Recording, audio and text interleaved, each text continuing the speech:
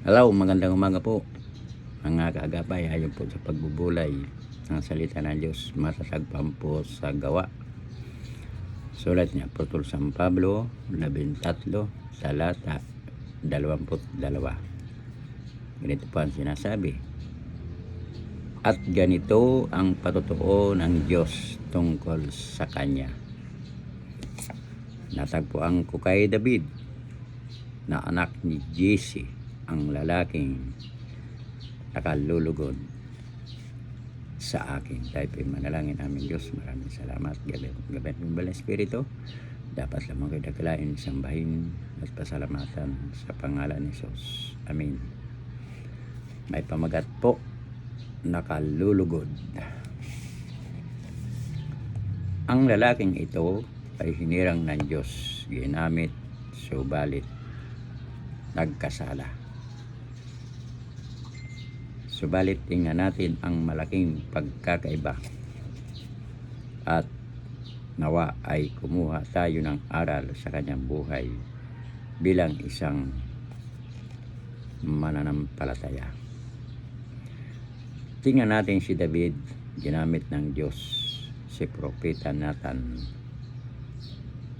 at sa pamamagitan ng kwento ay nagsaysay ng isang pangyayari tungkol sa isang lalaki. Sa ganoong narinig, nagalit si David. Namayani ang kanyang pagkamakatarungan at mapagmahal sa kapwa at nagsalita. Ang dapat sa lalaking yaon ay mamatay. Subalit maliwanag na sinabi ni Nathan, ang lalaking yaon ay ikaw. Ang tila nakalimutang kasalanan ay ipinagunita sa kanya ni Yahweh. Ay sinabi ni David, tunay akong nagkasala kay Yahweh. Wala na siyang sinabi, hindi ikinaila ang sinabing ito ni Nathan. Hindi siya nagmalinis. At ang pagkilala at pag-amin ang ikinasya ng Diyos.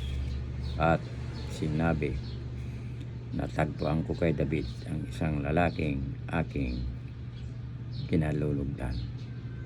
Kaibigan, ganyan din ang bawat isa sa atin. Mahalaga na isuko ang sarili sa Diyos, tumulad kay David.